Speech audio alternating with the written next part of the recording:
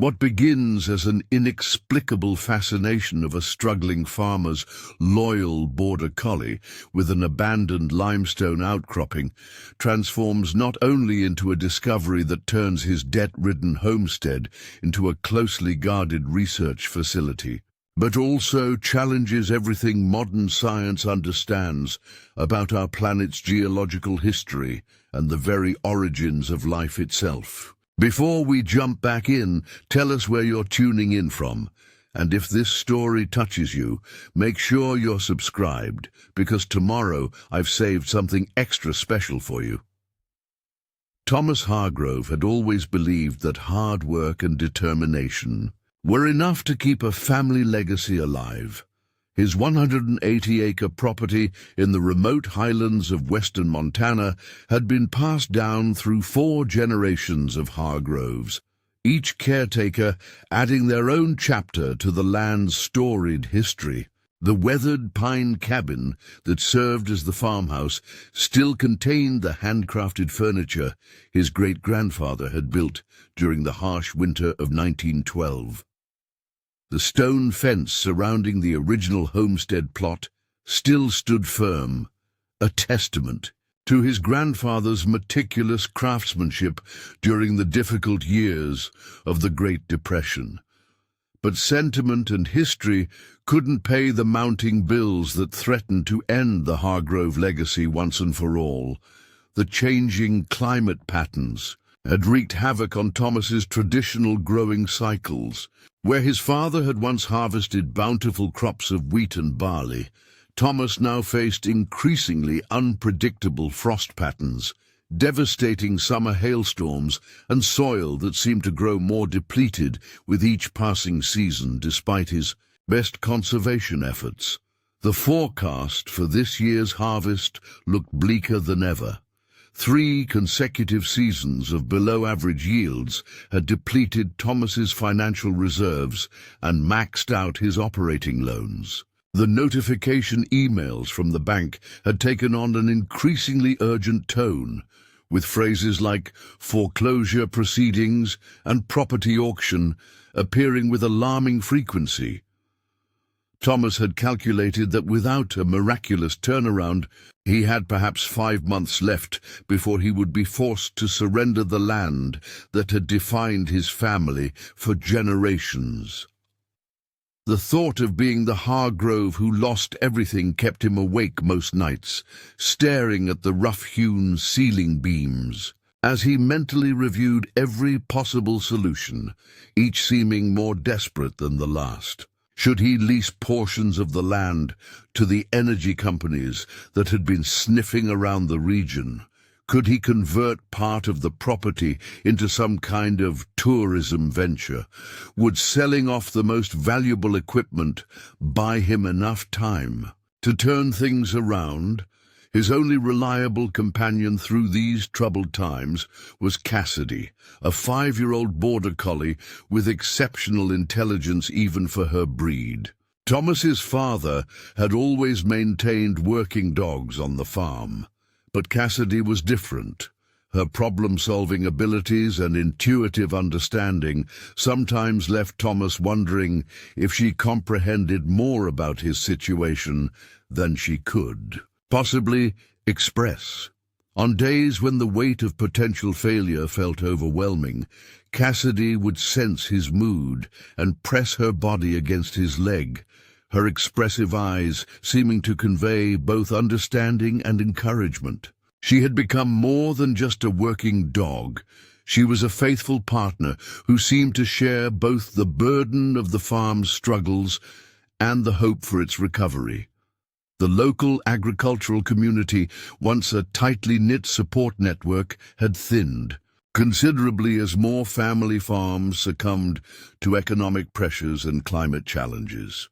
The Hargrove farm had once employed seasonal workers during harvest and provided grain to 3 counties. Now Thomas worked the reduced tillable acreage alone, and most local mills had switched to larger suppliers who could guarantee consistent volume. The regulars at Mabel's diner in town would reminisce about how Thomas's father used to bring in samples of his prize wheat for everyone to examine, his pride in the farm's quality evident in every gesture. Now their conversations fell silent when Thomas entered, their eyes avoiding his in a way that spoke volumes about how they viewed his chances of survival. Dr. Elena Reyes, who operated the regional veterinary service and had gone to high school with Thomas, was perhaps the only person who didn't treat him with barely disguised pity. She would make regular visits to check on Cassidy and the few remaining livestock, often bringing coffee and staying to talk about anything other than the farm's precarious situation. Your great-grandfather survived the Dust Bowl, and your father made it through the farm crisis of the 80s, she would remind him. Hargrove's stubbornness isn't easily defeated. Her unwavering confidence was a rare bright spot in increasingly dark days, though even Elena's optimism couldn't change the cold reality of the numbers. The ancient tractor that had faithfully tilled these fields for decades now consumed more resources in repairs than it contributed in productivity. The irrigation system required a complete overhaul that Thomas simply couldn't afford. He had started taking construction jobs in neighboring counties on days when the farm demanded less attention, each day away feeling like a tacit admission of defeat. The Agricultural Extension Office had suggested transitioning to drought-resistant crop varieties, but the initial investment required was beyond his means. The well-intentioned advice from agricultural consultants all seemed to lead to the same conclusion. The farm, as it currently existed, was no longer viable in today's changing climate and economic landscape. But lately, Thomas had been too distracted by Cassidy's bizarre behavior to focus fully on his financial woes. The dog, typically attentive to her herding and guarding duties, had developed an inexplicable obsession with the limestone outcropping near the northwestern boundary of the property. This rocky area had never been suitable for farming, its irregular surface and shallow soil making it useful only as occasional grazing land during particularly lush spring seasons. For increasingly long periods, Cassidy would abandon her usual routines to sit near a particular section of the outcropping, her attention fixed on the ground with unwavering concentration. Sometimes she would begin digging frantically, only to stop and look back at Thomas with what seemed like frustration when called away. Her usual responsive obedience had been replaced by reluctance when Thomas tried to lead her back to more productive areas of the farm. At first, Thomas had dismissed the behavior as some animal burrow that had captured her hunting instincts, perhaps a rabbit warren or the den of a small predator. But as days stretched into weeks and her fixation intensified rather than waned, he began to wonder if something else might be driving her unusual focus. Preparing and narrating this story took us a lot of time, so if you are enjoying it, subscribe to our channel. It means a lot to us. Now back to the story. The strange behavior reached a new level of intensity on a crisp autumn morning, as Thomas was inspecting the winter wheat seedlings that represented his increasingly desperate hope for the coming year. Cassidy, who would normally shadow him during these inspections, was nowhere to be seen. A sharp, persistent barking drew his attention to the limestone outcropping. The dog stood at its base, barking with an urgency Thomas had never heard before. Not her alert for predators threatening the chickens, not her warning about trespassing hikers, but something entirely different. The sound held a demanding quality, that seemed to transcend normal animal communication, as if she were desperately trying to convey something of vital importance.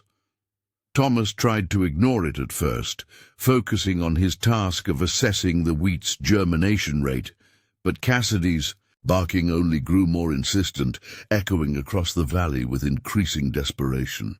Finally, with a frustrated sigh, he abandoned his inspection and made his way across the fallow field toward the outcropping.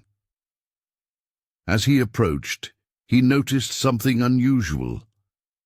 Cassidy had excavated an impressive hole at the base of the limestone formation, much deeper and more purposeful than her previous digging attempts. The dog stood at the edge of her excavation, her entire body quivering with excitement, looking from Thomas to the hole and back again with an almost human expression of triumph mixed with impatience. When Thomas finally peered into the hole, what he saw made him drop to his knees for a closer look. The limestone had a perfect straight-edged opening about 2 feet wide that couldn't possibly be natural. The edges were too precise, the angle too perfect for any natural geological process Thomas was familiar with. And stranger still, within the opening was what appeared to be a descending passage, its surface smooth and regular, disappearing into darkness beyond the reach of the morning light. "What on earth?"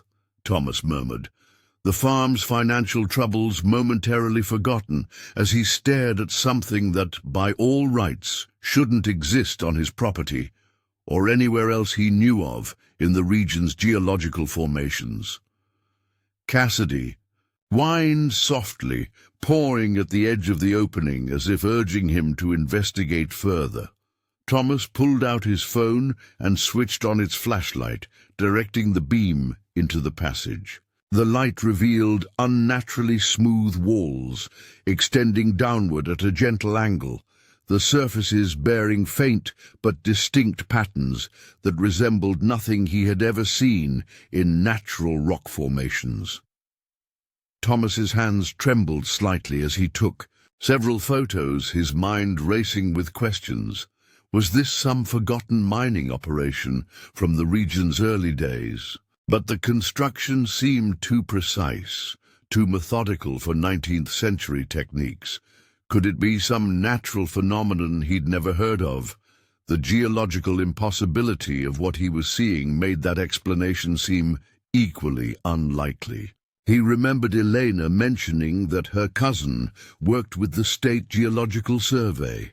This definitely qualified as something that needed expert eyes. Thomas checked his watch, just past 7:30 a.m. Too early to call. This couldn't wait. As he pulled out his phone to make the call, Cassidy continued her investigation, venturing a few feet into the passage before returning to Thomas's side, her behavior suggesting both caution and curiosity about what lay beyond. Elena answered on the 4th ring, her voice thick with sleep. "Thomas, is everything okay? Is Cassidy—" "Cassidy's fine," he interrupted, aware that his voice sounded anything but calm. "Listen, I need to talk to your cousin at the Geological Survey.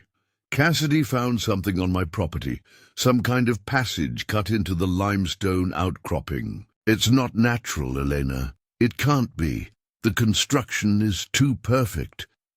There was a pause on the other end of the line before Elena responded, her voice now fully alert. "What exactly are you looking at, Thomas?" "I'm looking at what appears to be a manufactured entrance leading underground through solid limestone. The edges are machine-perfect, and the walls inside have some kind of strange patterning. This isn't some old mine shaft or natural cave formation. This is something different." He struggled to find the right words to convey the strangeness of what he was seeing without sounding unhinged. Another pause. Longer this time. Don't touch anything else, Elena finally said, her tone uncharacteristically serious. Don't go. Inside, I'll call Michael right now and get back to you. And Thomas, don't tell anyone else about this yet. As Thomas ended the call, he noticed something he had missed in his initial shock. The ground around the opening showed subtle differences in coloration and texture, suggesting that the entrance had been deliberately concealed at some point in the past. Cassidy had somehow detected what had been carefully hidden from human observation. The morning sun had risen higher now, and in the clearer light, Thomas could see faint traces of what might be additional openings or structures beneath the soil in a radiating pattern from the central entrance. The implications were staggering. This wasn't just a single anomalous passage, but potentially part of something much larger, something that had been deliberately buried and concealed on his family's land for who knew how long. Thomas sat back, on his heels, a strange mix of emotions washing over him. The mystery of what lay beneath his struggling farm had momentarily displaced his financial anxieties, replacing them with a burning curiosity that overshadowed everything else. Whatever Cassidy had discovered, Thomas had a feeling it was about to change everything, though whether for better or worse remained to be seen. As he waited for Elena to call back, Thomas couldn't help but wonder how many generations of Hargroves had walked over this spot, never knowing what lay beneath their feet. His great-grandfather had chosen this land specifically, passing up more fertile valleys to establish their homestead here. Had he known something? Was there a reason this particular tract had called to him? Cassidy settled beside him, her mission apparently accomplished now that she had successfully drawn his attention to the discovery. She rested her head on his knee, her usual alert vigilance replaced by a quiet contentment that seemed at odds with the monumental nature of what she had uncovered. Thomas absently stroked her head, his thoughts racing ahead to possibilities he could barely articulate. What lay beyond that perfectly crafted entrance? Who had created it, and when? And perhaps most importantly, why had it been so carefully concealed? His phone vibrated with an incoming call from Eleanor. "Thomas, Michael's already on his way. He was actually in the field not far from you. He should be there within the hour." Her voice had an odd quality to it, a mixture of excitement and caution. "He had some very specific questions about the patterning you mentioned on the walls. Can you send him the photos you took?" Thomas forwarded the images while still on the call. There was a long silence as Eleanor presumably shared them with her cousin. "Thomas," she finally said, her voice now barely above a whisper, "Michael says to secure the site immediately. He's contacting his supervisors and bringing specialized equipment. Whatever you've found, it's not in any of their geological records, and the patterning. He says it doesn't match any known natural or human-made formations in their database." The gravity in her tone sent a chill down Thomas's spine, despite the warming morning air. "What exactly does that mean, Elena?" "It means," she replied carefully, "that by this afternoon your farm might have a lot more visitors than it's seen in years. Michael mentioned something about calling in specialists from the university and possibly federal agencies." She paused before adding, "Whatever Cassidy found, Thomas, it's important, really important." By late morning, the first official vehicle arrived, a white SUV bearing the State Geological Survey logo. Michael Reyes was younger than Thomas had expected, probably in his early 30s, with the intense focus of someone who had found his life's calling in studying the Earth's hidden structures. After a brief introduction, Michael went straight to the entrance, his professional demeanor briefly cracking as he got his first direct look at the discovery. "This is—" he started, then stopped, shaking his head in disbelief. He pulled out sophisticated scanning equipment from his vehicle and began taking measurements and samples with methodical precision. "Mr. Hargrove," he said, after nearly 30 minutes of silent work, "what your dog has uncovered defies conventional geological understanding. The precision cutting through limestone of this density would require advanced technology. The patterning on the interior walls shows mathematical regularities that suggest deliberate design, not random formation." He hesitated, clearly choosing his next words carefully, and preliminary dating suggests this structure is significantly older than any known human settlement in this region. Before Thomas could fully process these implications, the sound of approaching vehicles drew their attention. 2 more SUVs were making their way up the farm's rutted access road, followed by what appeared to be a heavy-duty research truck.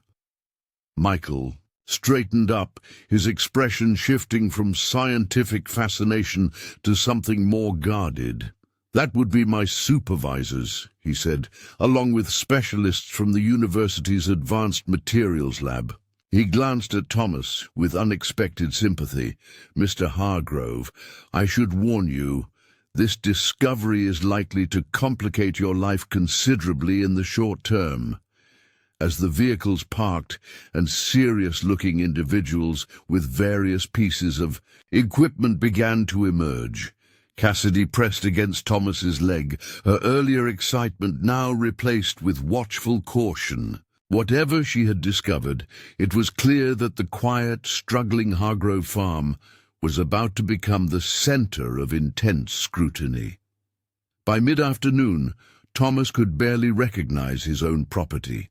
A hastily established perimeter of markers surrounded the limestone outcropping, with various teams of researchers taking soil samples, conducting ground-penetrating radar surveys, and photographing every inch of the mysterious entrance. Cassidy had been relegated to observer status, kept at a distance from her discovery by the influx of strangers, though she continued to watch the proceedings with obvious interest. Dr. Eliza Kaminsky, the lead geologist from the State University, had spent hours examining the entrance and conferring with her colleagues in hushed, urgent tones. Finally, she approached Thomas, who had been watching the activity from the shade of an old oak tree.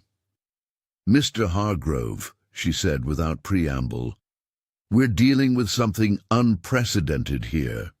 Her clipped professional tone couldn't quite mask her excitement. The material composition of the entrance structure includes elements in configurations that don't match any known natural or synthetic compounds in our database, and the precision of the construction. She trailed off, shaking her head in amazement. "What exactly does that mean?" Thomas asked, feeling increasingly out of his depth as more technical equipment and serious-faced experts arrived by the hour. Dr. Kaminsky seemed to choose her words with extreme care. "It means, Mr. Hargrove, that your property appears to contain a structure of unknown origin, created using methods we cannot readily identify, at a time predating any documented human presence in this region by orders of magnitude." Before Thomas could press for clarification, a new convoy of vehicles appeared on the horizon, these bearing federal government logos. Dr. Kaminsky's expression tightened. "It seems our colleagues from various agencies have arrived earlier." than expected. She turned back to Thomas with sudden urgency. "Mr. Hargrove, regardless of what happens next, remember that this discovery occurred on your private property. There are legal protections that apply." As the government vehicles approached, Thomas felt a strange mix of emotions. The financial worries that had dominated his thoughts for months had been temporarily eclipsed by something far more profound. Cassidy pressed against his leg, her warm presence a reassuring constant amid the rapidly unfolding chaos. Whatever lay beyond that perfect entrance in the limestone, Thomas had a feeling that the Hargrove farm, and perhaps much more, would never be the same again. The loyal dog who had led him to this moment looked up at him with those intelligent eyes, and for an instant, Thomas wondered if she had somehow known all along just how important her persistent digging would prove to be. The next 48 hours transformed the Hargrove farm beyond recognition. What had been a quiet, struggling homestead became the center of an operation that grew more extensive with each passing hour. The initial geological survey team had been quickly supplemented by specialists from various government agencies, their vehicles forming an impromptu parking lot in what had once been Thomas's east pasture. White containment tents now surrounded the limestone outcropping, their clinical appearance starkly out of place against the rugged Montana landscape. Portable generators hummed continuously, powering an array of sophisticated equipment that Thomas could barely comprehend.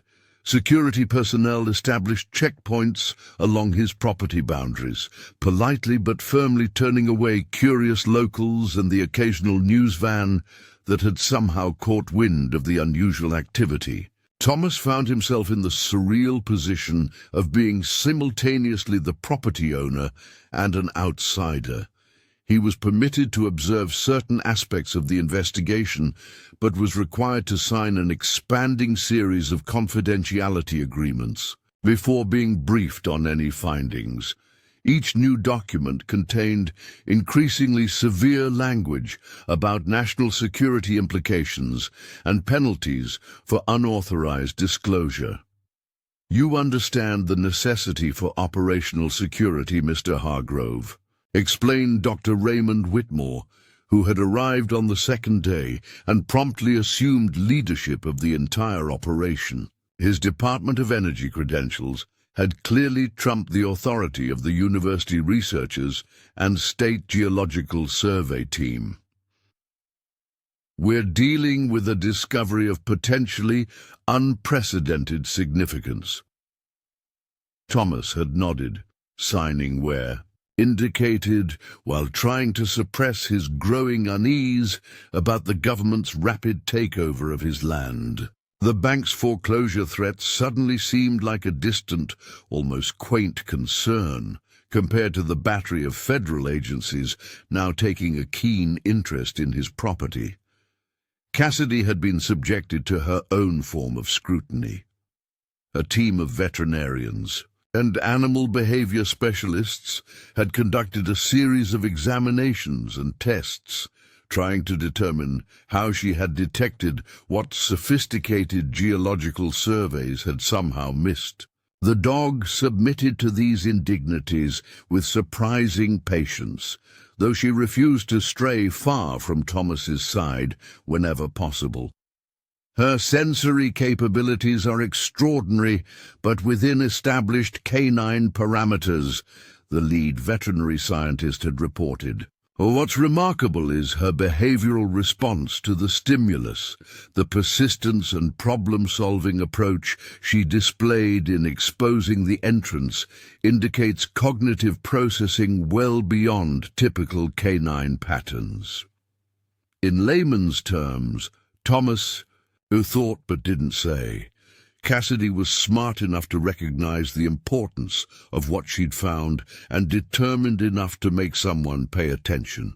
The formal scientific assessment only confirmed what he had always known about his exceptional companion.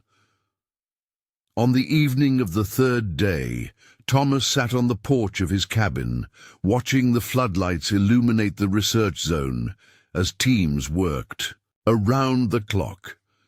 Cassidy lay at his feet, occasionally raising her head to track the movement of personnel around her discovery. Elena had joined him, having been granted access as both a local professional connection and the cousin of the geologist, who had initially responded to the find. "Have they told you anything about what they've found inside?" she asked quietly, mindful of the security personnel stationed nearby. Thomas took a careful sip of his coffee before responding. "Only the basics. The passage extends approximately 200 feet into the limestone before opening into what they're calling a primary chamber. The entire structure is lined with the same unknown material composition as the entrance." He paused, weighing how much he could share despite the confidentiality agreements. "They've confirmed it's artificial, Elena, not natural, not geological, and according to their dating methods, impossibly old." Elena's eyes widened. "How old are we talking about?" "They won't give me specific numbers," Thomas replied, "but from the scientists' reactions, significantly older than human civilization has any right to be building advanced structures." He lowered his voice further. "One of the researchers let slip that they're finding no tool marks of any kind. It's as if the passages were somehow grown rather than excavated." Before Elena could respond, they were interrupted by the approach of Dr. Kaminsky, the university geologist, who had been among the first experts on site. Her expression suggested she was carrying significant news. "Mr. Hargrove," she said, without preamble, "they're preparing to enter the main chamber tomorrow morning. Dr. Whitmore has authorized your presence as the property owner, assuming you're willing to sign the additional clearance documents." Thomas straightened in his chair. Despite the intrusive nature of the government operation, he couldn't deny the pull of curiosity about what lay beneath his land. "I'll be there," he confirmed. Dr. Kaminsky nodded, then hesitated before adding, "There's been some discussion about your dog as well. Several of the lead researchers have noted that she exhibits unusual behavior when near certain sections of the passage walls. They're requesting permission to bring her into the preliminary chamber examination under controlled conditions, of course." Thomas glanced down at Cassidy, who seemed to be following the conversation with keen interest. "Only if I'm with her the entire time," he stipulated, "and she comes out immediately if she shows any signs of distress." "Agreed," Dr. Kaminsky replied promptly, suggesting this condition had been anticipated. "The entry team assembles at 0700 hours. A security escort will come for you both at 0630. After she departed, Elena turned to Thomas with a mixture of excitement and concern. "This is incredible," she said. "But Thomas, be careful. The way the federal team swooped in so quickly, and whatever is down there must be extraordinarily significant." Thomas nodded, reaching down to stroke Cassidy's head. "Significant enough to potentially save the farm," he mused, "though not in any way I could have imagined." Just before dawn the next morning, Thomas was awakened by Cassidy's soft whining. The dog stood by his bedside, fully alert despite the early hour, her behavior suggesting anticipation rather than distress. Thomas checked his watch, 5:45 a.m., still 45 minutes before their scheduled escort. "You know something important is happening today, don't you?" he murmured, as he dressed in the sturdy clothes he normally reserved for fence repair and other demanding farm tasks. Cassidy watched him with unwavering attention, her tail giving a single affirmative wag. By the time their security escort arrived, Thomas had been ready for almost an hour, his mind too active with possibilities to permit further sleep. The young officer who appeared at his door seemed mildly surprised to find both man and dog prepared and waiting. "If you'll follow me, Mr. Hargrove," he said formally, "there will be a final briefing and equipment fitting before the entry team proceeds." The research base that had sprung up around the limestone outcropping was a hive of activity despite the early hour. Additional equipment had arrived overnight, including what appeared to be advanced medical monitoring stations and communication systems. The team of specialists gathered for the chamber entry was smaller than Thomas had expected. Just 8 people, each with clearly defined expertise and responsibilities. Dr. Whitmore conducted the briefing himself, outlining the strict protocols for the initial chamber exploration. "We're dealing with an environment that has been sealed for an indeterminate but extremely lengthy period," he explained. "Atmospheric testing shows breathable air, but with unusual trace element compositions. Everyone will wear the provided environmental monitoring equipment at all times." He turned to Thomas. "Mr. Hargrove, you and your dog will remain with Dr. Kaminsky throughout the entry.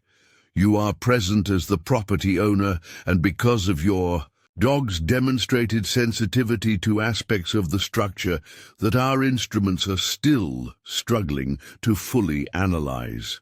You will follow every instruction immediately and without question. Is that understood?" Thomas nodded, feeling the weight of the moment. Beside him, Cassidy sat perfectly still, her posture conveying a seriousness that matched the occasion. The equipment fitting took another 30 minutes. Thomas was provided with a lightweight protective suit, communication headset, and various monitoring devices that were carefully explained by the technical team. Cassidy received a specialized harness equipped with miniaturized sensors and a small camera system that would record her movements and reactions. The harness also contains location tracking and vital sign monitoring, explained the technician as she carefully adjusted the equipment to ensure Cassidy's comfort. "If anything unusual happens, we'll know immediately." The dog accepted these preparations with remarkable patience, though Thomas noted how her attention remained fixed on the entrance to the underground passage, now expanded and reinforced by the research team for safer access. At precisely 7:15 a.m., the entry team assembled at the enhanced entrance. Final equipment checks were conducted, communication systems tested, and the mission parameters reviewed one last time. Thomas found himself holding his breath as Dr. Whitmore gave the authorization to proceed. The descent into the passage was conducted with meticulous care. The lead team members moved slowly, documenting every aspect of the structure as they progressed. Thomas and Cassidy, positioned in the middle of the group with Dr. Kaminsky, followed the carefully established protocol. The passage itself was more extraordinary than Thomas had imagined from the briefings. The walls gleamed with a subtle iridescence under the team's lights, the unknown material displaying properties that seemed to both absorb and redirect illumination. The geometric patterns that had been partially visible at the entrance extended throughout the passage, becoming more complex and intricate as they descended deeper. "These aren't decorative," Dr. Kaminsky whispered to Thomas as they progressed.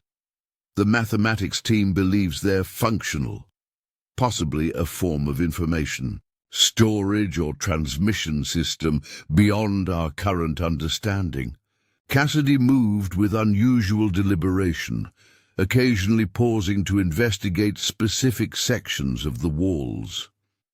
The monitoring team noted with excitement that her focus corresponded to subtle variations in the patterns that were barely detectable by their instruments. After approximately 20 minutes of careful progress, the passage widened significantly, the ceiling height increasing until the team's lights could no longer fully illuminate the space above. They had reached the threshold of what preliminary scans had identified as the primary chamber.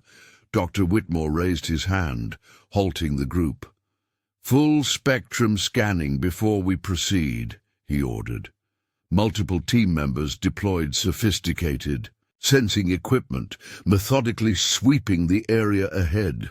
"No detectable hazards," reported the lead safety officer after several tense minutes. "Atmosphere consistent with the passage, no radiation beyond background levels, no biological contaminants." "Detected," Dr. Whitmore nodded. "Proceed with caution. Initial documentation team first, full recording protocols in effect." As the team advanced into the chamber, the limited illumination from their equipment gradually revealed the true scale and nature of what lay before them. Thomas heard multiple gasps of astonishment, including his own. The chamber was vast, easily 100 feet in diameter, with a domed ceiling that rose at least 40 feet at its apex. But it was the contents rather than the dimensions that rendered the team momentarily speechless. The entire chamber appeared to be a single integrated system of the same unknown material as the passage walls, but formed into what could only be described as technology, though unlike any technology Thomas had ever seen or imagined. There were no visible seams or joints. Everything flowed together in organic curves and connections that seemed to defy conventional engineering principles. At the center of the chamber stood what appeared to be a platform or dais, approximately 15 feet in diameter, with a series of concentric rings embedded in its surface. Surrounding this central feature were numerous structures of varying sizes and apparent functions, their surfaces covered in the same intricate patterns as the passage walls, but more elaborate and extensive. "My God!" breathed Dr. Kaminsky beside him. "This is impossible. The complexity, the integration, we're looking at technology thousands of years beyond our current capabilities, preserved in perfect condition." The entry team spread out around the chamber's perimeter as directed by Dr. Whitmore, documenting every aspect of the extraordinary space with their specialized equipment. Thomas remained near the entrance with Cassidy, both of them taking in the incomprehensible scene before them. Then something unexpected happened. Cassidy, who had been sitting calmly at Thomas's side, suddenly stood and focused intently on the central platform. Her posture changed, body tense with alertness rather than aggression. "Cassidy," Thomas said quietly, placing a hand on her back. The dog glanced up at him briefly before returning her attention to the platform. She took a single step forward. The monitoring technician immediately noticed the change. "We're getting unusual readings from the canine sensors," she reported. "Heart rate elevated but within normal parameters. Neural activity showing significant spikes, particularly in the areas associated with sensory processing." Dr. Whitmore turned sharply. "Mr. Hargrove, please maintain control of your animal." "She's not displaying stress or aggression," Thomas replied, studying Cassidy's body language. "This is her focus posture, similar to what she showed when she first discovered the entrance." For nearly an hour, the projection continued to display various images and symbol sequences, seemingly responding to subtle changes in Cassidy's attention and the positioning of the research team. Throughout this extraordinary demonstration, Thomas noticed that his dog showed no signs of stress or fatigue. If anything, she appeared increasingly engaged with the process, as if participating in a form of communication that only she fully comprehended. Finally, the projection displayed what appeared to be a sequence of mathematical equations of increasing complexity, followed by a representation of molecular structures that had several of the scientists muttering in amazed recognition. "Those are organic compounds," Dr. Kaminsky whispered to Thomas. "Complex ones, including some that resemble DNA but with significant structural differences." The projection concluded with an image that combined the star map, Earth's location, and a timeline that extended far beyond current human history before gradually fading. The platform's rings slowed their rotation, and the illumination dimmed, returning the chamber to its previous state. For several long moments, no one spoke. The team members exchanged glances of stunned amazement, their professional detachment temporarily overwhelmed by the implications of what they had witnessed. Dr. Whitmore was the first to recover.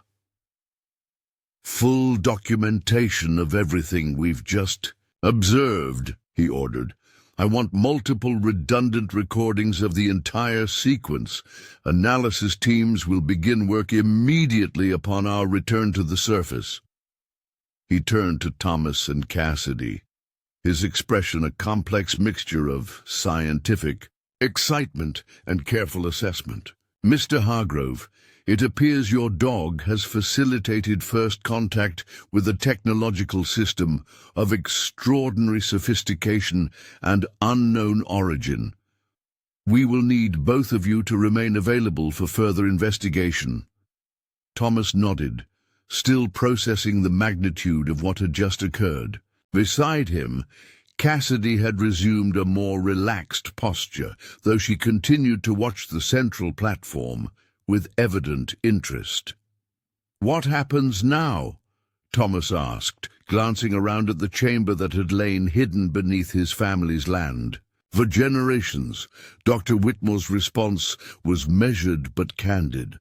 "Now, Mr. Hargrove, we begin the process of understanding what may be the most significant discovery in human history. And your property, I'm afraid, has just become the most important archaeological site on the planet."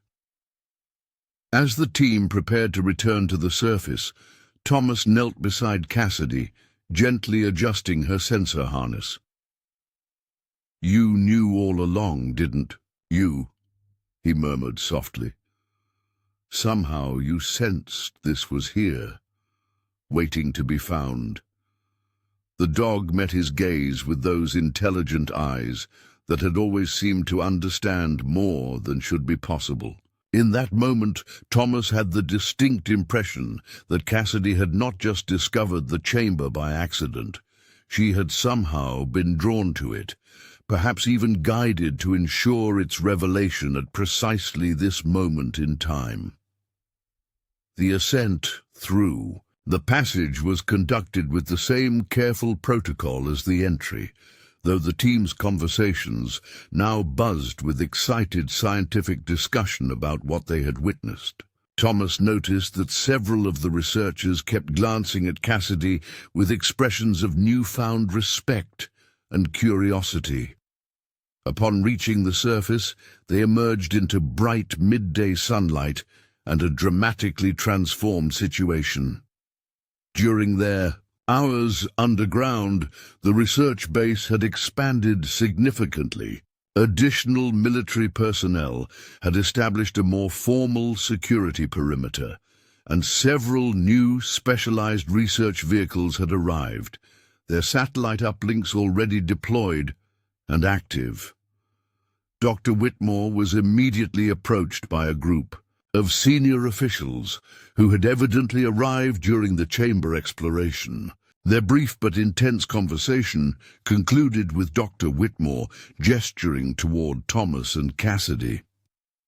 "Mr. Hargrove," he said, returning to where Thomas stood observing the heightened activity, "the implications of today's discovery have accelerated the timeline considerably.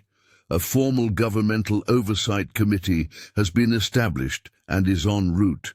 In the meantime, we need to discuss your continued involvement and the terms of site access." Thomas felt a momentary flutter of concern. "This is still my property," he said carefully. "Of course," Dr. Whitmore agreed smoothly. "And the government recognizes your legal ownership and the extraordinary contribution you and your dog have made. There are, however, national security and scientific imperatives that must be addressed." He gestured toward the main research tent.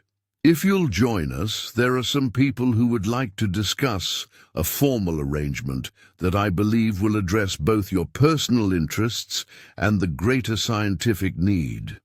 As Thomas followed, Cassidy walking calmly at his side, he couldn't help but reflect on the astonishing turn his circumstances had taken.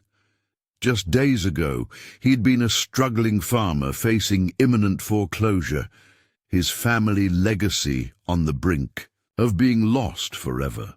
Now he stood at the center of what might be the most significant scientific discovery in human history, all because his extraordinary dog had sensed something hidden beneath the surface that generations of humans had walked over without the slightest awareness. Whatever lay ahead, whatever this ancient chamber represented, and whoever had created it, Thomas knew with absolute certainty that nothing would ever be the same again. For himself, for Cassidy, for his family's land, and perhaps for all of humanity, a new chapter had begun. The financial worries that had once consumed his thoughts now seemed almost trivial in comparison to the profound questions raised by what lay beneath the limestone outcropping. Inside the main research tent, a group of officials in both civilian and military attire awaited them. One woman stepped forward, her bearing suggesting significant authority despite her business-casual appearance. "Mr. Hargrove," she said, extending her hand, "I'm Dr. Eleanor Vance, newly appointed head of the Anomalous Discoveries Task Force. On behalf of the United States government, I'd like to formally thank you and your remarkable companion for bringing this extraordinary sight to our attention." She gestured to the chairs arranged around a conference table. "We have much to discuss about the future of what we're now designating as the Hargrove Discovery Site." Thomas took the offered seat, Cassidy settling beside him. Whatever this new future held, they would face it together, the farmer and his dog, whose special bond had led them to uncover something that had waited patiently beneath the Montana soil for longer than anyone yet realized. The meeting with Dr. Vance stretched well into the evening, covering everything from immediate practical considerations to long-term research objectives. Thomas found himself navigating unfamiliar territory, discussing confidentiality provisions, site access protocols, and compensation arrangements for what had overnight become the most valuable acreage in North America. "We're prepared to offer a comprehensive package," Dr. Vance explained, sliding a folder across the table. "This includes immediate resolution of all outstanding financial obligations on the property, substantial compensation for research access, rights, and a consulting position for you with the task force." Thomas carefully reviewed the documents, grateful for his father's insistence that he understand contract law, even if he chose farming as his life's work. The numbers were staggering, enough to not only save the farm, but to modernize it entirely and secure its financial future for generations. Yet it was the provisions regarding Cassidy that most captured his attention. This section states that Cassidy remains exclusively under my care and that her participation in any research activities requires my presence and consent, he noted, looking up for confirmation. Dr. Vance nodded. Your dog has demonstrated a unique connection to the site that our best scientific minds cannot yet explain. Her well-being and continued cooperation are paramount to the research effort. The agreement was structured as a partnership rather than a government appropriation, a fact that Thomas suspected owed more to the extraordinary nature of Cassidy's abilities than to concern for his property rights. Whatever the chamber represented, it had clearly responded specifically to his dog in ways that suggested her involvement would be essential to further discoveries. By the time Thomas signed the finalized agreement shortly before midnight, the research base had transformed yet again. Advanced containment structures now surrounded the entrance, with specialized equipment being installed under the supervision of scientists from disciplines Thomas had never even heard of. Security had been enhanced with both technology and additional personnel, creating what effectively amounted to a small military installation on what had been pasture land just days earlier. We'll begin construction of permanent research facilities tomorrow, Dr. Vance informed him as they concluded the meeting. Your farmhouse and immediate surroundings will remain your private residence, with a secured access corridor established. For your use, the first quarterly compensation payment will be processed immediately. Thomas nodded, still somewhat dazed by the speed and scale of the transformation. And the chamber exploration continues under strict protocols, she replied. The initial data analysis from today's activation sequence has already yielded extraordinary insights. The mathematical and astronomical information alone represents knowledge well beyond current human understanding. She hesitated briefly before adding, "We would like to schedule another session with Cassidy tomorrow, if you're amenable. The research team believes her presence may trigger additional information sequences." Thomas glanced down at Cassidy, who had remained attentive throughout the lengthy discussions. "We'll be available," he confirmed, "but I'll be monitoring her closely for any signs of stress." Dr. Vance smiled, the first genuine expression of warmth he'd seen from her. "Of course. We're all coming to understand that your dog may be the most important participant in this entire endeavor." The walk back to his farmhouse through the transformed property was surreal. Floodlights illuminated the research zone, casting long shadows across land that had been in his family for generations. Security personnel nodded respectfully as he passed through checkpoints that hadn't existed 3 days ago.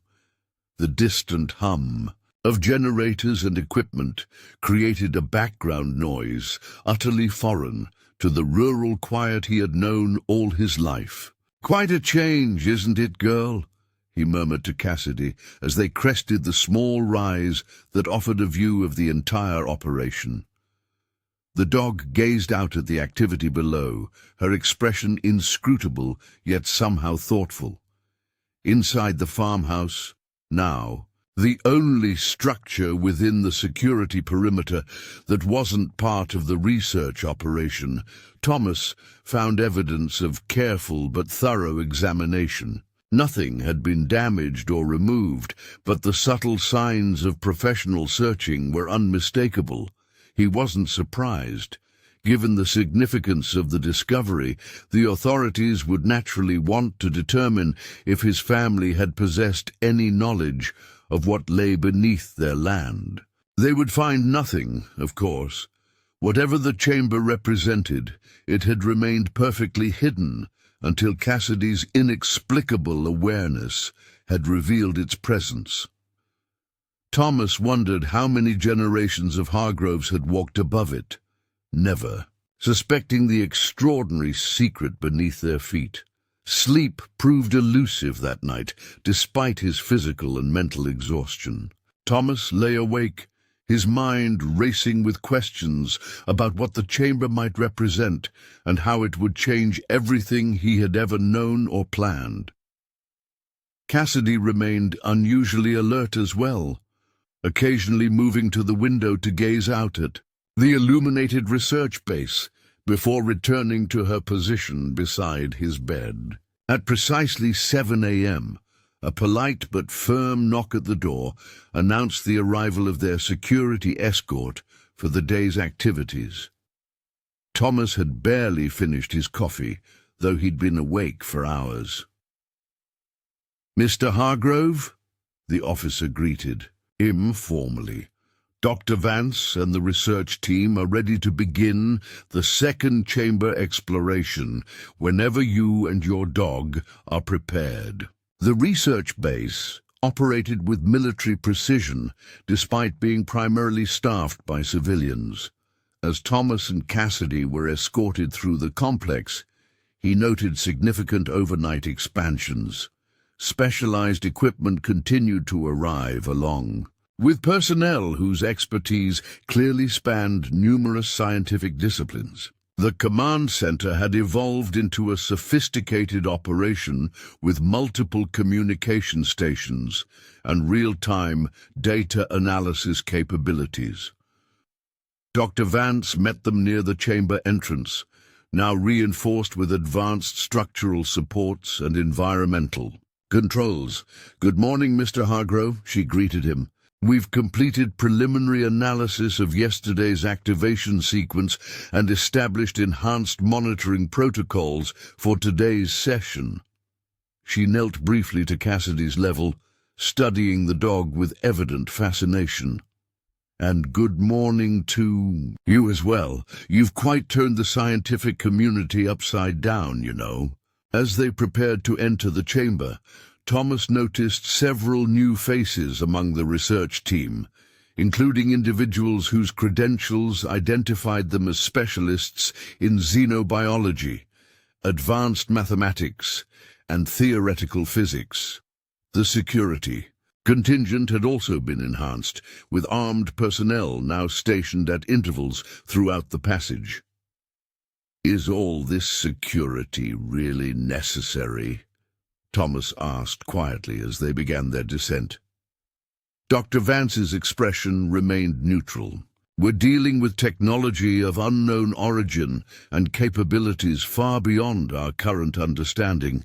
Standard protocols require appropriate precautions." The chamber itself had been transformed overnight. Advanced lighting systems now illuminated the vast space, revealing details that had been only partially visible during the first exploration. Specialized scanning equipment surrounded the central platform, positioned to capture data from every conceivable angle. "We've documented over 400 distinct pattern configurations throughout the chamber," Dr. Kaminsky explained as they entered. "Preliminary analysis suggests they represent both a form of advanced mathematical language and functional components of the technology itself." Thomas noticed that despite the enhanced equipment and expanded research team, everyone maintained a respectful distance from the central platform, the area that had responded so dramatically to Cassidy's presence the previous day. "We're ready to proceed whenever you are," Dr. Vance said, gesturing toward the platform. "The same protocols as yesterday, but with enhanced monitoring capabilities." Thomas nodded, removing Cassidy's leash while keeping a hand lightly on a harness. "It's up to you, girl," he said softly. "Show us what you found." Cassidy looked up at him briefly before turning her attention to the central platform. With the same deliberate focus she had displayed during the first activation, she moved forward, each step measured and purposeful. The research team fell silent, all attention fixed on the dog and the platform before her. For several long moments, nothing happened. Then, as Cassidy reached approximately the same position as the previous day, the transformation began. The concentric rings on the platform once again began to rotate, but with greater speed and complexity than before.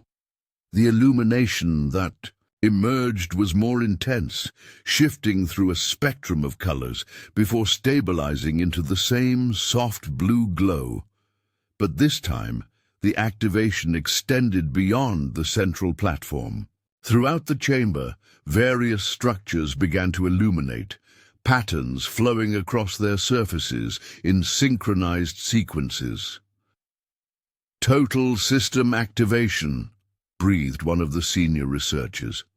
"It's responding to her presence at a much more comprehensive level than yesterday." The column of light that formed above the platform was brighter and more defined, the three-dimensional projections within it more complex and detailed. Rather than beginning with astronomical features, today's sequence started with what appeared to be molecular structures, intricate representations of compounds that had several of the biochemists murmuring in amazed recognition. "Those are DNA analogues," Dr. Kaminsky whispered to Thomas, "but with structural elements unlike anything in Earth's biological record." As if responding to this observation, the projection shifted to display a side-by-side comparison of standard DNA structures and these modified versions. Highlighted sections indicated specific differences with accompanying symbol sequences that the linguists were frantically documenting. "It's showing us deliberate genetic modifications," one of the xenobiologists announced, her voice tight with controlled excitement. "Engineered adaptations to specific environmental conditions."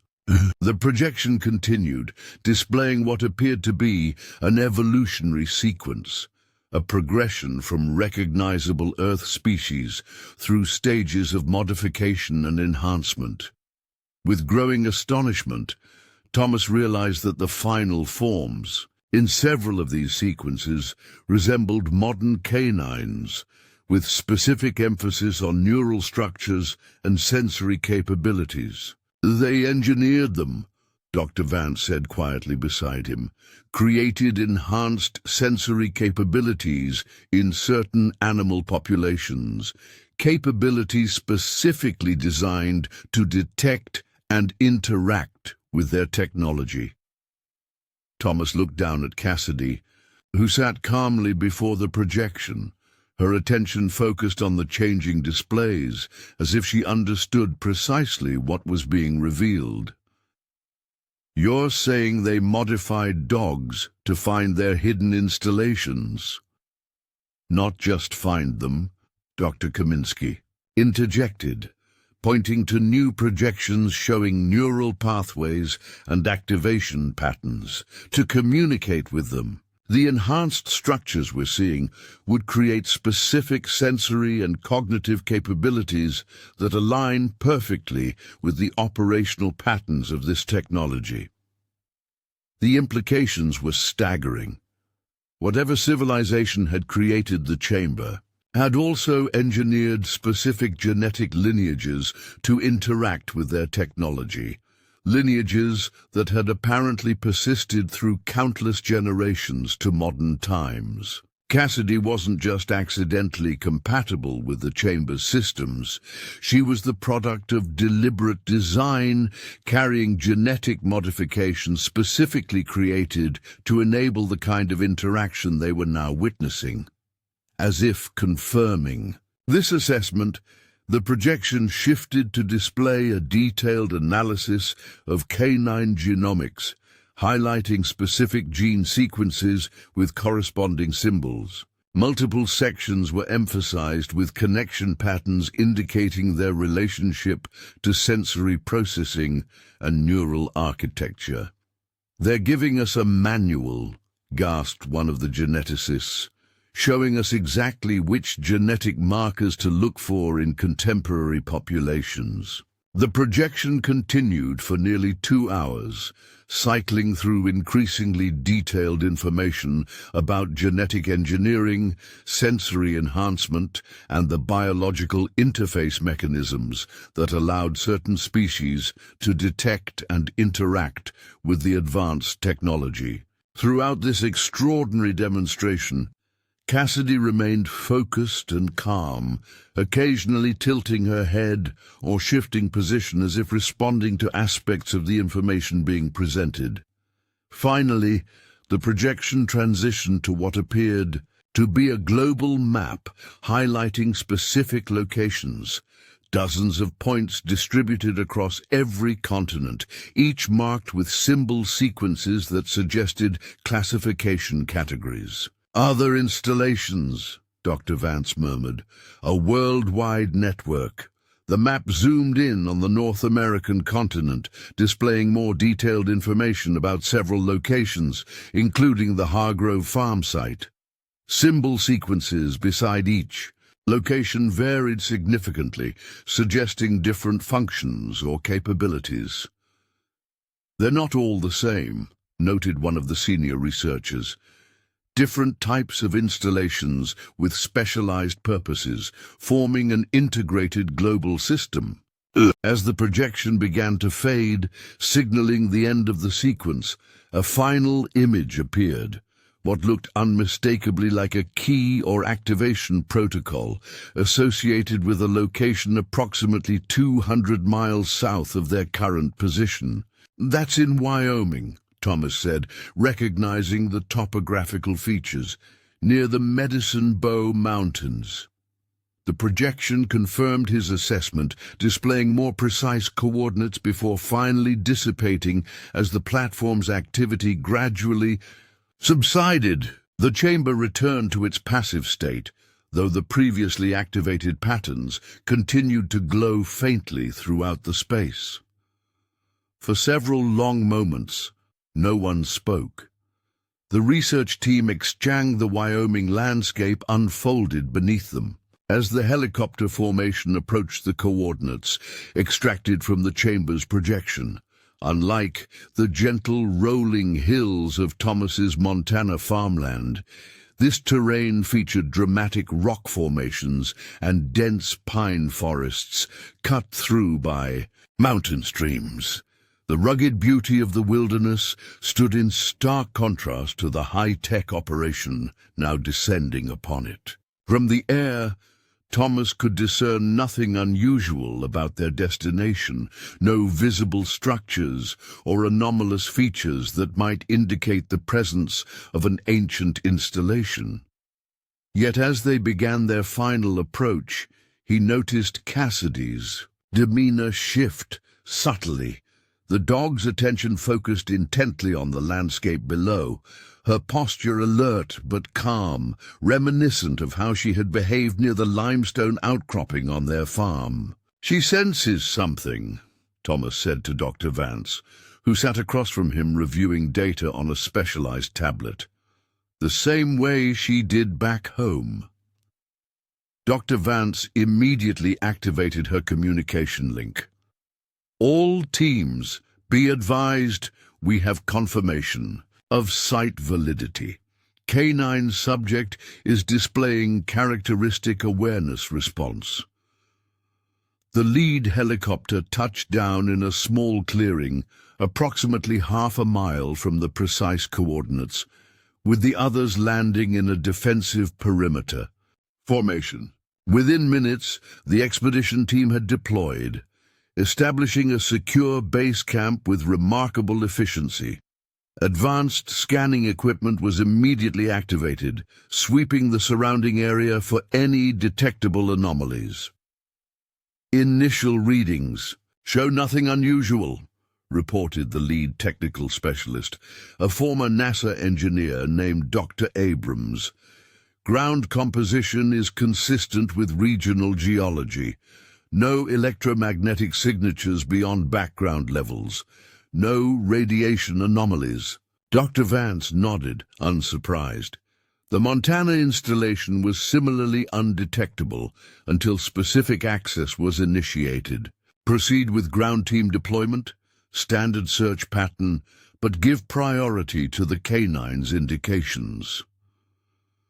Thomas and Cassidy were integrated into the central search team, surrounded by both scientific specialists and security personnel. As they began moving toward the exact coordinates, Thomas removed Cassidy's lead, giving her freedom to move while keeping her specialized monitoring harness in place. "Go ahead, girl," he encouraged softly. "Show us what you're sensing." Cassidy moved forward with purpose, her path weaving through the pine forest with increasing certainty. Thomas and the team followed, maintaining careful documentation of her movements. The dog's behavior was remarkably similar to how she had acted on the farm, focused, deliberate, and with an almost uncanny sense of direction. After approximately 20 minutes of steady progress, they reached a small clearing dominated by a weathered granite outcropping. Unlike the limestone formation on the farm, this structure appeared entirely natural, irregular, eroded by centuries of weather, with nothing to suggest artificial construction or purpose. Cassidy, however, approached it with unmistakable recognition, circling the formation before focusing on a specific section near ground level. She began pawing gently at the soil beside the rock, then looked back at Thomas with the same expectant expression she had shown when revealing the entrance on their farm. "This is it," Thomas confirmed, kneeling beside her. "Same behavior, exactly." The technical team immediately deployed their equipment around the granite formation, conducting detailed scans while avoiding disturbing whatever Cassidy had detected. Thomas noticed Dr. Chen, the geneticist, observing the dog with particular interest, documenting her behavior patterns with specialized recording equipment. "The neural activity patterns are remarkable," Dr. Chen commented, reviewing real-time data from Cassidy's monitoring harness. "Specific regions associated with the genetic markers we identified are showing heightened activity, particularly in frequency ranges that align with the energy signatures we recorded in the chamber." As the team worked to understand what lay beneath the seemingly ordinary granite formation, Thomas remained by Cassidy's side, providing reassurance through his presence. The dog maintained her focus on the specific section she had identified, occasionally glancing up at Thomas as if confirming they were on the right track. Dr. Abrams approached after nearly an hour of intensive scanning, his expression conveying both excitement and perplexity. "We're detecting something now, but it's unlike anything I've ever seen. There appears to be a cavity extending beneath the granite, but the scanning waves are being reflected and refracted in patterns that defy standard physical properties." Dr. Vance joined them, reviewing the data with practiced expertise. "The patterns are consistent with what we observed in the Montana chamber, specifically the material composition that our instruments couldn't properly classify." She turned to Thomas. "We believe there's an entrance here, similar to what Cassidy discovered on your farm, but it appears to be sealed or inactive. Based on the chamber's projections, activation may require a specific trigger sequence." Thomas nodded, understanding the implication. "And you think Cassidy is the key to that sequence?" "More specifically," Dr. Chen interjected, "the genetic interface she carries. The chamber's projections indicated that these installations were designed to respond to the specific neural patterns present in the engineered lineages. After careful consideration of various approaches, the team established a controlled testing protocol. Specialized equipment was positioned around the section of granite that Cassidy had identified, with enhanced monitoring capabilities focused on both the rock formation and the dog's neurological responses. We'll start by allowing Cassidy to interact naturally with the site, Dr. Vance explained. The monitoring systems will document any corresponding changes in the formation or the surrounding electromagnetic field. Thomas removed Cassidy's monitoring harness, allowing her complete freedom of movement. "Go ahead, girl," he encouraged gently. "Show us what you found." Cassidy approached the granite formation deliberately, her attention focused on a particular section that appeared no different from the surrounding rock to human eyes. She pressed her nose against the stone surface, then stepped back slightly, her head tilted in an attitude of concentration. For several long moments nothing happened. Then, so subtly that Thomas almost missed it, a faint luminescence began to emanate from the granite surface where Cassidy had touched it. The glow intensified gradually, revealing intricate patterns embedded within the stone that had been completely invisible to both human perception and technological scanning. "It's responding," Dr. Abrams confirmed. Monitoring the readings from their equipment, were detecting energy signatures consistent with those recorded in the Montana chamber, but with distinct variations in the modulation patterns. The luminescence continued to expand, flowing across the granite surface in geometric configurations that resembled the patterns documented in the chamber. As the illumination intensified, a previously invisible seam appeared in the rock face, defining what appeared to be a perfectly rectangular section, approximately 7 feet high and 4 feet wide.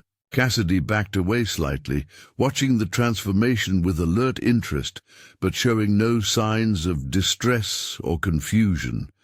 If anything, her posture suggested expectation, as if this sequence was precisely what she had anticipated. With a soft sound like releasing pressure, the rectangular section receded slightly and then slid smoothly to one side, revealing a passage leading into the granite formation. Unlike the Montana entrance, which had led downward, this passage extended horizontally into the rock, its walls displaying the same iridescent patterning they had observed in the chamber. "Perfect activation sequence," Dr. Chen murmured, reviewing the recorded data from Cassidy's neural activity during the process. The installation responded directly to specific patterns in her brain activity, patterns that correlate precisely with the genetic markers identified in the chamber's projections. Dr. Vance organized the entry team with methodical efficiency, establishing strict protocols for the initial exploration. As with the Montana chamber, Thomas and Cassidy were positioned within the primary group, their unique connection to the installation recognized as potentially essential to further activation sequences. The passage beyond the entrance extended approximately 50 feet into the granite formation before opening into a space that immediately distinguished itself from the Montana chamber. While the previous discovery had been predominantly informational in nature, focused on projection systems and data storage, this installation appeared to serve a different purpose entirely. The central feature was what appeared to be a transportation platform, a circular dais approximately 15 feet in diameter, surrounded by control interfaces integrated seamlessly into the surrounding structure. the entire system displayed the same organic integration of technology and structure they had observed in Montana, but configured for what seemed to be a fundamentally different function. "It's a transit node," Dr. Abrams concluded after initial analysis, his voice tight with controlled excitement. "The configuration matches theoretical models for matter transportation systems, but centuries beyond our current understanding of quantum mechanics." Dr. Kaminsky, who had been documenting the pattern configurations throughout the installation, nodded in agreement. The mathematical sequences encoded in these walls describe spatial folding techniques that align with advanced theories of non-local transport. This installation appears to be part of a transportation network connecting the various sites shown in the global map. Thomas watched as Cassidy explored the chamber with cautious interest, her attention moving between various features. With evident recognition, she approached the central platform but stopped short of stepping onto it, instead circling its perimeter with what appeared to be deliberate assessment. "She understands what it is," Thomas observed quietly. "Look at how she's avoiding direct contact with the platform itself." Dr. Chen nodded, continuing to monitor Cassidy's neural activity. The behavioral patterns suggest recognition based on instinctive response to the genetic programming. She's demonstrating assessment behaviors consistent with security verification protocols. As the research team documented the installation's features, Thomas noticed that Cassidy had focused her attention on a specific section of the wall near the platform. The dog sat before it, her posture reminiscent of how she had behaved during the activation sequences in the Montana chamber. "He thinks she's found something else," Thomas called out, drawing the team's attention to Cassidy's position. Dr. Vance and several key researchers joined them, observing as Cassidy maintained her focused attention on what appeared to be an unremarkable section of the patterned wall. Specialized scanning equipment was quickly repositioned to analyze the area. "There's definitely something different about this section," confirmed one of the technical specialists. "The pattern configuration has subtle variations that distinguish it from the surrounding structure." With careful deliberation, Thomas encouraged Cassidy forward. "Show us what you found, girl." The dog approached the wall section, pressing her nose briefly against its surface before stepping back expectantly.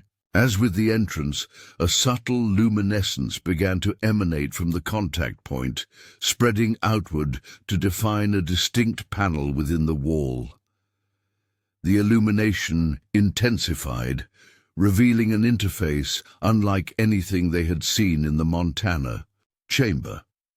Three-dimensional projections formed above the panel, displaying what appeared to be a navigation system, a representation of Earth with numerous points of light indicating installation locations, connected by lines suggesting established transit routes. It's showing us that these two installations are designed to work in tandem. The information repository in Montana linked directly to this transit node. As they watched, the projection shifted again, displaying what appeared to be an activation sequence, a specific pattern of interactions with the central platform that would presumably initiate its transportation function. "It's giving us an operational manual," Dr. Vance said quietly, "showing us how to activate the transit system." The implications were staggering. Not only had they discovered evidence of an advanced civilization's presence on Earth, predating known history, but they now had access to a global transportation network that operated on principles beyond current human science. Thomas looked down at Cassidy, who sat calmly watching the projection as if assessing its accuracy. "She's been the key all along," he murmured, "not just to finding these installations, but to understanding how to use them." Dr. Chen nodded, reviewing the neural activity data from Cassidy's monitoring equipment. The genetic interfaces were designed with extraordinary sophistication, creating lineages that could not only detect these installations, but help reactivate them when the time was right. The projection continued for nearly an hour, cycling through detailed operational information about the transit system, maintenance protocols, and safety parameters. Throughout this extraordinary demonstration, Cassidy remained focused and alert, occasionally shifting position as if responding to specific aspects of the information being presented. Finally, the projection displayed what appeared to be a global activation sequence, a protocol that would fully reactivate the entire network of installations worldwide. The sequence culminated with a representation of both the Montana Chamber and the Wyoming Transit Node operating in synchronized harmony, forming what the accompanying symbols suggested was an integrated command structure for the entire system. As the projection faded, the research team exchanged glances of stunned amazement, even the most experienced scientists visibly processing the extraordinary implications of what they had witnessed. "This discovery makes the chamber look like a mere prelude," Dr. Vance said finally, her voice measured despite the momentous nature of what they had uncovered. "We're looking at technology that could fundamentally transform human civilization. Instantaneous global transportation, with no infrastructure requirements beyond these hidden installations."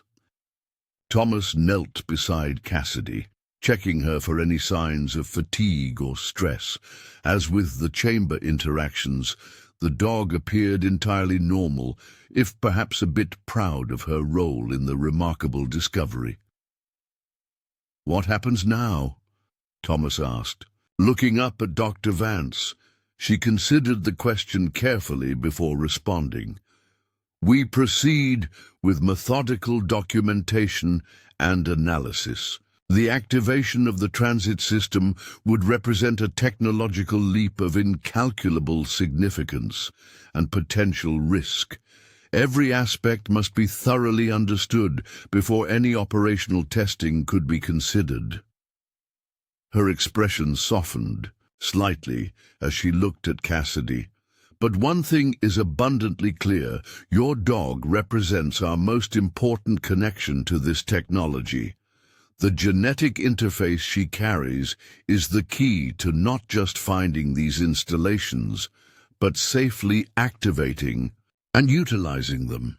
The expedition maintained its presence at the Wyoming site for 3 more days, establishing a permanent research facility similar to the one constructed around the Montana Chamber. Thomas and Cassidy remained essential participants, their unique connection to the installations earning them unprecedented access and influence within the rapidly expanding research operation. On the morning of their scheduled return to Montana, Dr. Vance requested a private meeting with Thomas. They walked along the perimeter of the new research base, Cassidy exploring nearby, but remaining within sight. The discoveries of the past. "We have fundamentally changed our understanding of Earth's history," Dr. Vance began, without preamble. "And it's becoming increasingly clear that Cassidy and potentially other dogs carrying similar genetic markers represent a living connection to an up next. You've got 2 more standout stories right on your screen. If this one hit the mark, you won't want to pass these up. Just click and check them out. And don't forget to subscribe and turn on the notification bell so you don't miss any upload from us."